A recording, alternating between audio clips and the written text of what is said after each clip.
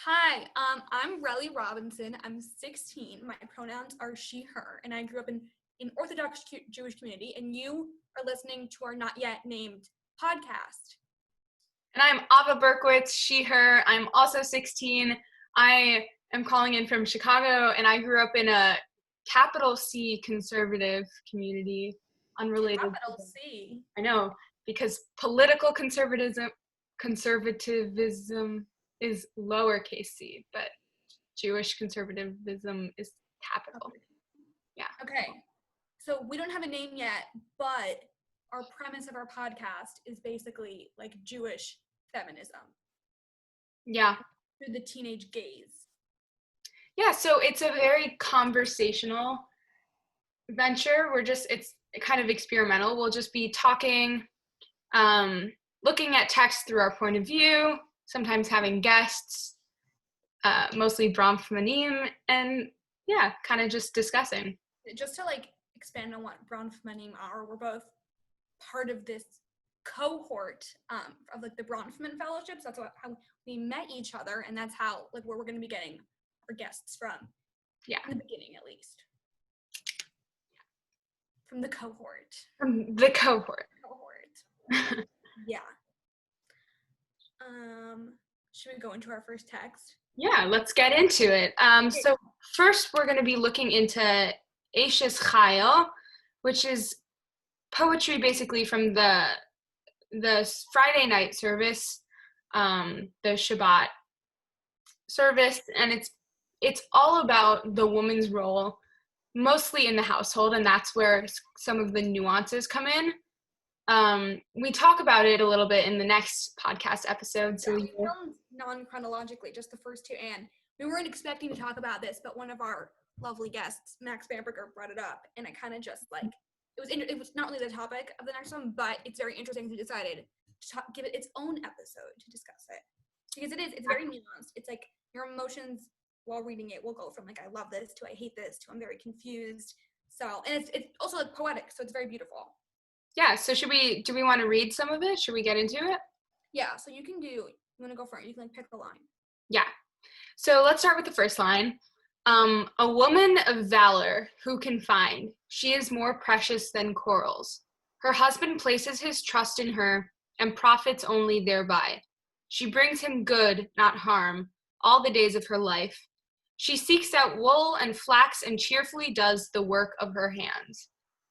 Okay, so there's a lot to, also we have different translations. I'm on Chabad.org. But I'm on Aish.com? Aish.com? Yeah. So I love that, the woman of valor. Like I think it's such a great title. That's the English translation. And there's obviously a lot to unpack just in the first line. Yeah. I find it very interesting the line that like she treats him with good, never with evil on days of her life, which like on the one hand, like that's very nice. On the other hand, does it seem that she's like, I guess like a complicit, like this quote unquote like silent wife, silent woman. Right.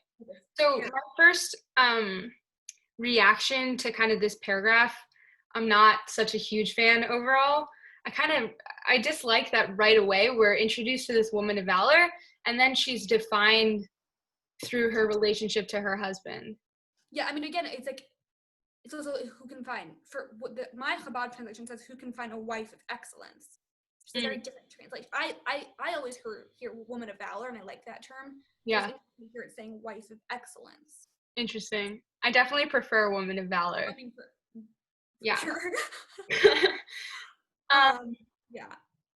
And also, I don't know what your translation says, but the second line here is her husband places his trust in her and profits only thereby. That sounds very transactional to me.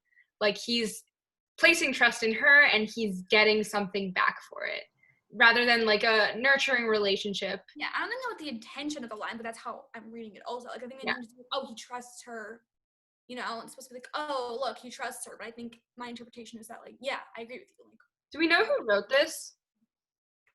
It's Tanakh, so I'm not sure. Got it. I don't think it's clear. Okay, should I read the next line? Yeah, go ahead.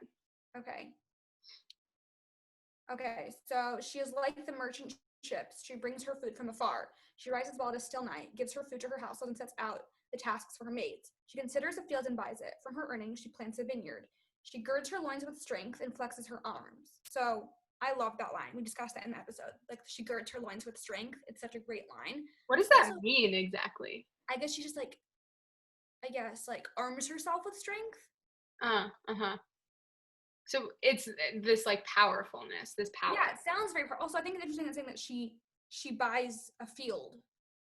It's like interesting, like in Jewish tradition, like there's a whole debate about women only owning land. So I think it's an interesting. Does it say for herself? Well, I mean, it's saying she's going out to buy it. And also the simile of the merchant ship, like that's a very sturdy, powerful. Yeah, she's like the merchant ship. Kind of economic, right? Yeah, this whole passage sounds very economic. Yeah. Right. It's like the economic side of domestic life. Also, I'm switching over to Chabad.org, so we'll be on the same transition. I like the H one better, I guess, though. Yeah. Just the one I used last time. Let's see. Okay. Should we move on to the next one? Yes, we can. Iffy. She senses that her enterprise is good, so her lamp is not extinguished at night. She puts her hand to the distaff. Is that right? Yeah, I have she puts her hand on the spindle and her palm grasps the distaff. So I'm guessing that's the same. Similarly. She spreads out her palm to the poor and extends her hand to the destitute. She fears not snow for her household, for her entire household is clothed with scarlet wool. So that's very much this chunk is very much like her responsibility for others. She's keeping others clothed and warm. Like she's the center of the household, making sure everything's running. Yeah, and like, it's also conflicting because like it's the idea of like a woman like with a spindle, which is like a classic domestic role, but it's also saying that her spindle is protecting her household. It's like the scarlet wool, which I think is very interesting. Like her domestic contributions is what's saving them, right? Because she's giving them food, she's buying fields, she has a vineyard, she's protecting the house with scarlet wool. Like I think that's a very interesting idea.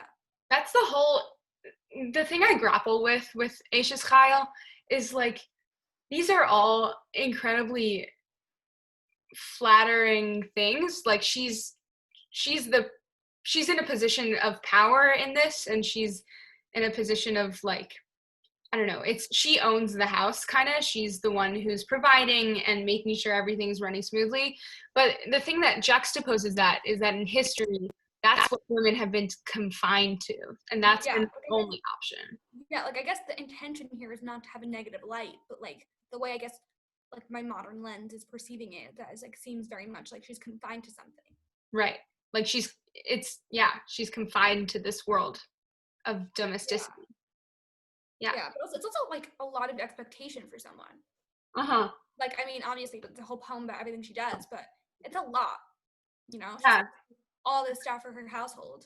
Her partner isn't bearing any of these burdens. Yeah, but it's also saying that, I mean, also I think it's interesting that like it says she has maids, so she's not doing it alone. So that's also an interesting perspective. Like, who are her maids? What does that mean? Yeah, that's the thing. None of these texts are separate from their historical context. You know, I feel like a lot of the times, like the fact that she has maids and the fact that these are her main. This is her main realm of action and power, like that's very historically based. That's based in the, I don't know, norms of how society was at the time that this was written. Yeah, I mean, yeah, that seems okay. This I have a very random, strange, not obvious comparison, but what I've been telling you to watch for a long time is Mrs. America, and which I will get to. I just finished school. It's the time. We were talking about shows. This is what you should watch next. Okay, Mrs. America in the show. If nobody knows, I would highly recommend it. I would give out my Hulu password, but it's not mine. So, but everyone should watch it. Get a Hulu 7-day free trial. Like it's so worth it. Okay, so in the show, it's basically about this woman named Phyllis Schlafly in the 70s who was opposing the feminist movement. But my point is that in the show, she's always advocating like women shouldn't have to be working women. Women should be allowed to stay at home. Women should be allowed to be housewives, right? As if she's the model housewife. And in reality, she's campaigning for her organization to stop the Equal Rights Amendment. So she's never really home. She's a working woman, and she has maids who are raising her children. Mm-hmm. So I think that's a very interesting thing here. It's because usually you think of a woman's work being confined to the household, being children. But I think here, she's doing so much work. It's not possible that she's watching her children all the time. So I think the assumption is that her maids are doing it, which is a very interesting subject because it's a woman being confined to a different job. it's a domestic job, but it's not raising children. That's just what I'm getting from here. I don't know if that's actually true. And I guess by extension, the maids aren't, assuming the maids are female, they're not the ones home with their children if they have them, right? They're Yeah, I out. think the assumption is always that like a maid is like an unmarried woman. Interesting. Like a maiden. I guess that's where it comes Yeah. from. I don't know. That's just like a random on a whim thing that came to me, but I think it's an interesting thing to see that's like it is kind of a woman working. It's in the domestic sphere, but I guess this could also be seen as like in the farming sphere, which I guess was the main way to make money. That's true. That's really interesting. I never thought about that until right now. I also think, kind of unrelated, but it reminds me, like Phyllis Schlafly, she was very much, you know, there's footage of women when the ERA was a really hot topic, like saying that they don't want women to leave basically the cult of domesticity because they personally don't want to. And I think that goes back to the idea of choice that we were discussing before. Like, This is fine. This is all fantastic if it is the woman's choice. But when that choice is taken away, like the view of what's happening in this poem is completely upended. Yeah, and like it's also like, is this the only way for a woman to be a woman of valor? Is if she does all these things, which like obviously from our view, I don't think either of us want to be doing this. Yeah. So it's like this idea of like, is this the only way to do? I'm sorry if my dog is barking in the background if you hear that, but like, is this the only way to be this ideal woman? Is it by doing this? So that's also like a conflicting feeling. Okay, we should get to the text because we're just gonna end. If you see tangents in the next episode, don't be surprised. Wait, should I go on? Where did we end? She extends her hand to the poor. Oh, the scarlet. Okay. So she makes her own tapestries. Her garments are of fine linen and purple. Her husband is well known at the gates, and he sits with the elders of the land. She makes linens and sells them. She provides the merchants with girdles. Strength and dignity are her garb. She looks smilingly toward the future. She opens her mouth with wisdom, and the teaching of kindness is on her tongue. So again, that's like a very... That's really interesting, the teaching of kindness. Yeah, I guess that also refers to like how like she returns all of her husband's good favor without any of the bad. It's like she's very... Right, and also it's not that she's kind, it's that she's teaching others to be kind. Whereas I feel like for a man, it wouldn't be that same standard, if that makes sense. Yeah, no, I get that. Yeah, it's like that's also like a tradition in Judaism is that the father is supposed to teach the children like Jewish law and the mother teaches them conduct. That's so interesting. That's just like one, I don't know how like universal that is. I just know it's the thing I've learned in school before. Is that like, you mean like traditionally or in your community that's the expectation? I think that's traditional. It's like from the text. Like I think that might be like in the same area of like learning like respect your parents, like from the 10 Commandments. Like I think it's in that section I learned it. I think it was 9th grade. I think that plays into, I know in the group chat, in the Bronfman group chat, we were having kind of a discussion about exemptions and how women are exempt from a lot of mitzvot or commandments. So I think that's a whole different discussion that we'll have at some point, but that plays into that men are basically expected to be in this realm of learning and worshiping and kind of obligation to Judaism, whereas women, if it make like pick up the slack, if for lack of a better term, they do everything else. Like I guess it's also the woman's supposed to be very focused on the character trait. You know, like it's like the commandment is like respect your father and respect your mother. So it seems like they have the same job because it's saying both of them in the same line, but the interpretation of that they're not. Which I think nowadays, obviously, we don't really follow that. So both the parents have both the responsibility. You know, like the Jewish law and the conduct. But I think it's interesting that also the whole history, it's saying that when she's kind, she returns all her husband's good favor. I don't know, that line really always sticks with me. She returns all the good to her husband, not the bad. I think it's the expectation that a woman, again, is supposed to be nice and it's supposed to have all this goodness to her, you know? Which, again, I don't necessarily think people describe me as like a nice person. So it's like an interesting, conflicting feeling to see, you know? Like I don't like the idea of like a nice, quote unquote, again, nice girl, you know, you have to be the certain thing, which like is a very anti-feminist like idea. Right. So it's kind of like again, I like the idea of like a woman instilling the conduct. She's the one, which is like the true, like again, in Judaism, like the thing we value above all else is how you treat other people. Is that like even before how you treat God, it's how you treat other people. So I guess it could be the way people twist it around to make it more appealing to us would be like, oh, well, the woman that's the most important thing, is that the conduct of the people, and that's on top. Like you have to love your fellow Jew, but it does feel reminds me, this is very tangential, but in like the US Revolution, there was kind of this idea that men were out. What? Republican motherhood? Yeah, exactly. Like, women were the moral backbone of the country, whereas men were the ones fighting and revolting. And yeah, well, to build on that, it's like this is so many tangents, but like that line from like Abigail Adams that she writes where she goes like, remember the ladies, like all men would be tyrants if they could, which I think that's like my favorite line I learned in history this year, but like it's such an interesting thing. I guess that's a universal thought that women are more kind, which isn't a bad thing, but for some reason my instinct is to go against that.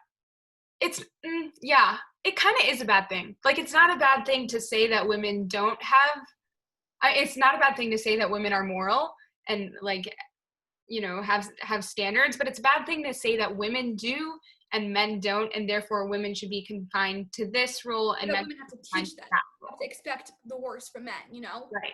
It's like it maintains the patriarchy, basically. It does. It maintains, exactly, that's the idea. It's to maintain the patriarchy, but I think, yeah, like I guess it's excusing the men. But I guess look, the Abigail Adams thing is like, all men would be tyrants if they could. That's a critique of men, saying you shouldn't be a tyrant. But, I mean, of course, but I think. But it's not holding men, but like you're saying, it's not holding men to the same standard. Yeah, we have to hold men, exactly. Like, right. It's a whole other debate we're going to get to at some point. Like, yeah.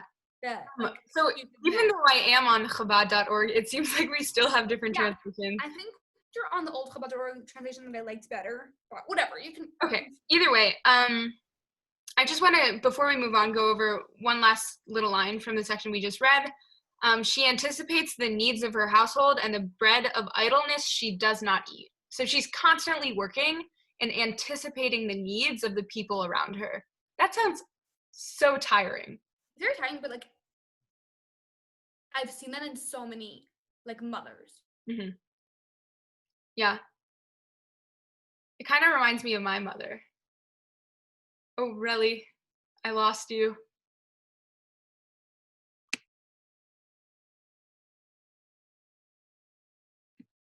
Oh no, Relly's laptop died. Give her a second.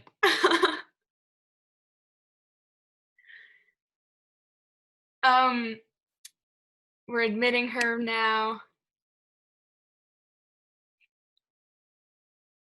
Welcome back, Relly. Okay, I'm back. I'm sorry. My laptop said it had a lot more time than it did, but I'm back. You know what? This happens. Our inspiration for this was Girl Trek, which if you haven't listened to yet, you should. But they get disconnected sometimes, so it's okay. Girl Trek Black History Boot Camp, highly recommend. And we're both very far behind, but highly recommend. But one's in DC and one's in Ghana, so there's a lot of connection stuff going on. So this but it's very good information, anti-racism resources, very interesting. Check it out. Okay, let's continue. I don't have the text anymore, so you just read to. I mean, it's on my phone, but you just read to me. I can read it also. We have different texts anyway. It doesn't matter. Yeah, I lost my spot, but okay. You went over the last line we did. It was about her children rise and celebrate her, and her husband, he praises her. In quotes, many daughters have attained valor, but you have surpassed them all. End quotes. False is grace and vain is beauty. A God-fearing woman, she should be praised. And then there's just one little bit left, so I'll read that too. Give her the fruit of her hands, and she will be praised at the gates by her very own deeds. So again, I feel like that line kind of went more into the poetry, like was more obscure. Yeah. And also, we discussed this in our next episode, because our next episode is all about women and their definitions of beauty, and we can find the definitions of beauty and how it's said here that she knows that beauty is like the least of her, you know, like that's not the thing she should be bothering herself with. So that is an interesting mindset, you know? Yeah. It's very interesting, like, that it's talking about the husband praising her, because basically this poem, this prayer is it a prayer? This poem, either way. It's sort of a prayer. Yeah. Is being, at least in my house, whenever we've said it, and we'll get into that more next episode, but like my dad has said it kind of to me too. But I think it's more like it's supposed to be like an ode to like the wife, the woman. So I think traditionally like husbands or partners say it to the wife.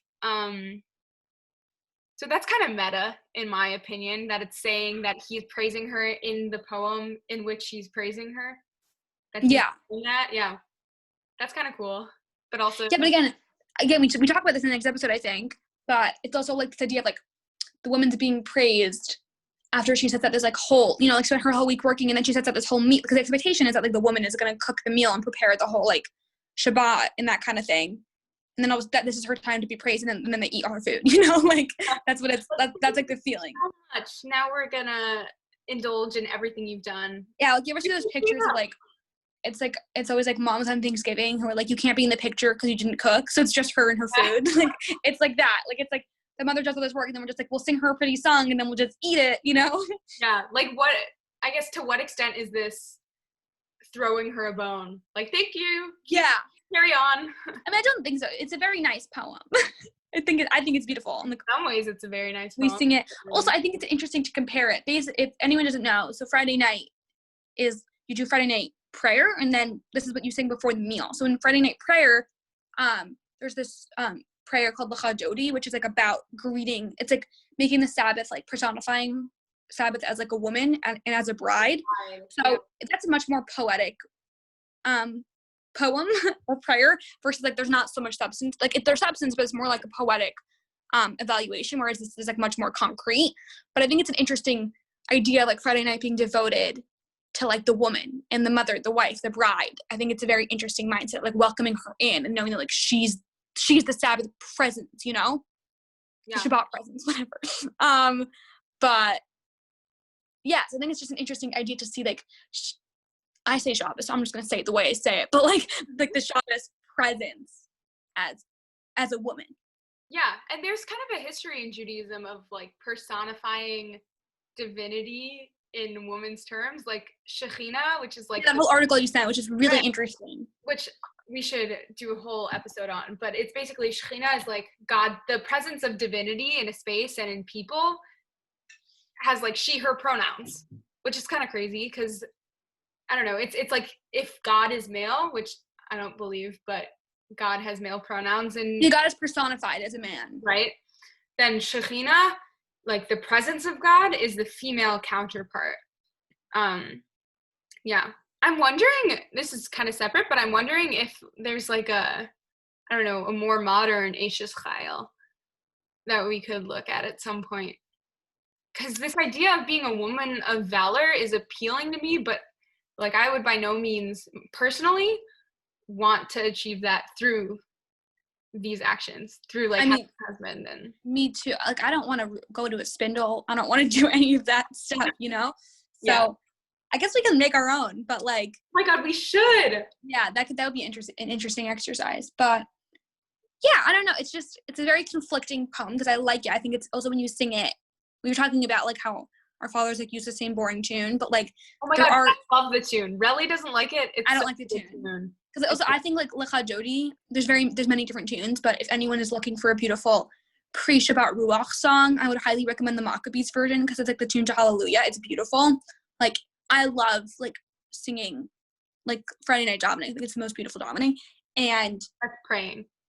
Yeah, like praying. Sorry, it's an unconscious thing I do, but yeah, I love that. I think it's beautiful, and I think like doing things in song is beautiful. So I don't really like the version my father sings necessarily, but I think there is a beautiful element to the song, but then also there's all these problems to it, which again, I don't know if the expectation, like I think it's supposed to, like at the time, right? It's like, this is what, I think it's also like what people could accomplish, you know, like it was like a farming society, like maybe this is what. It was also very tribal, like it was subsistence agriculture, right? Like we're growing our own food, right? Yeah, I mean, I'm assuming.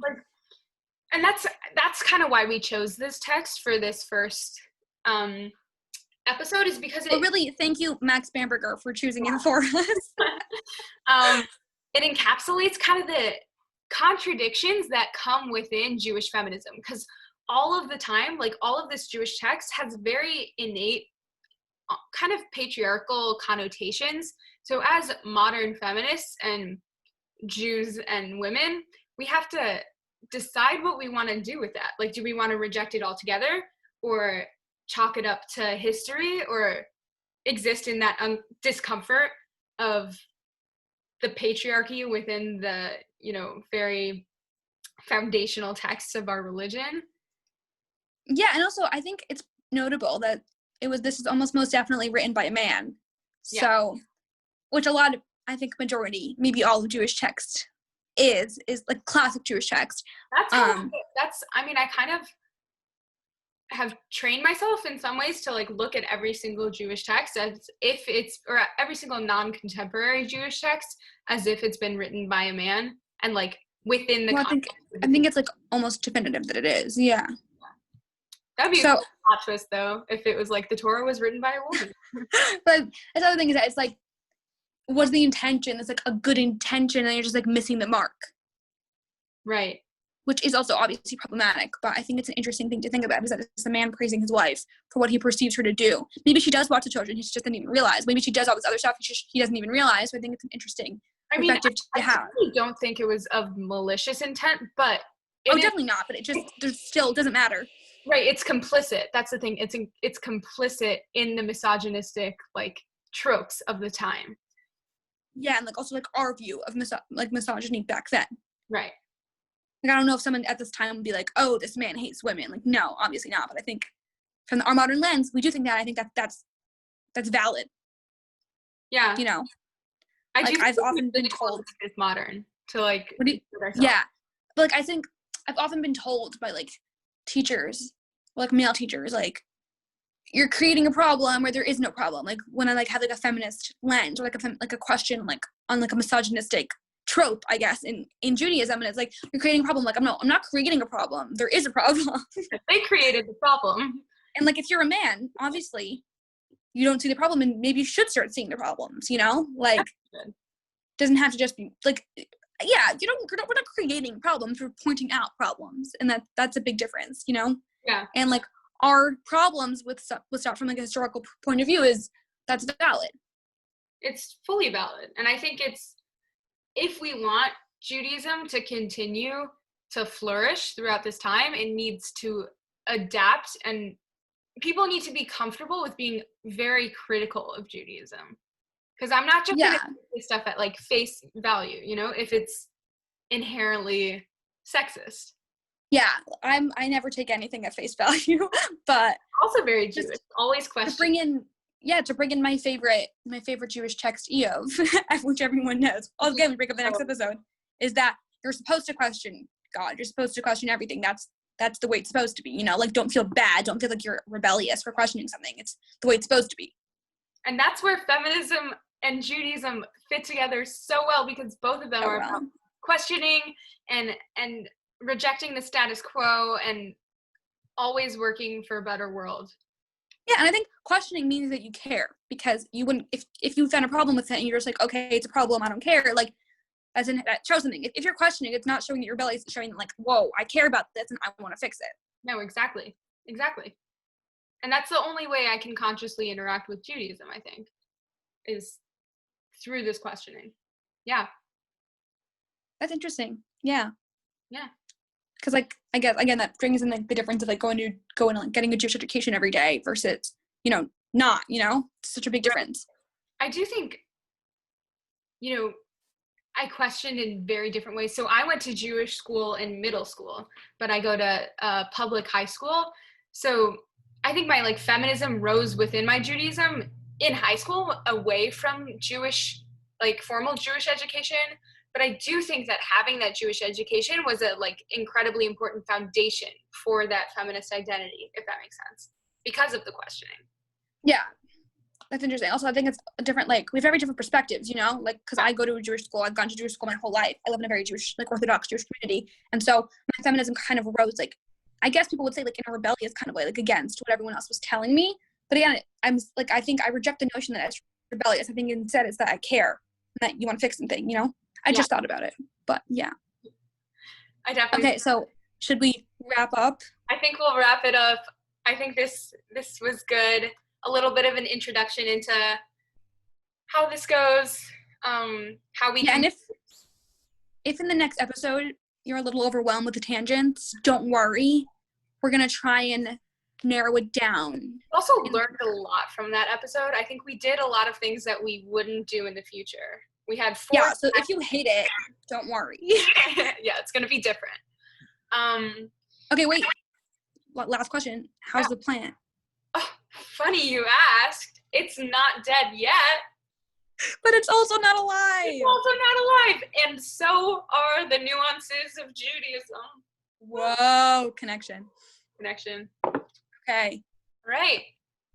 So just to thank our sponsors really quickly. There's only one this episode because it's our first. We're just getting started. The Epic Times. We really believe in like kind of quality testing every one of our sponsors, and they really, really are. I guess the cornerstone of modern reporting. I think they really do the work that needs to be done within the media today to tell the truth to the masses. So thank you, Epic Times, for also, like, not to be dramatic, but I think they're the foundation of modern American democracy. Oh, absolutely. Yeah, if you want to sponsor us, please email orinminsk@gmail.com, orinminsk@bronfman.org. Thank you.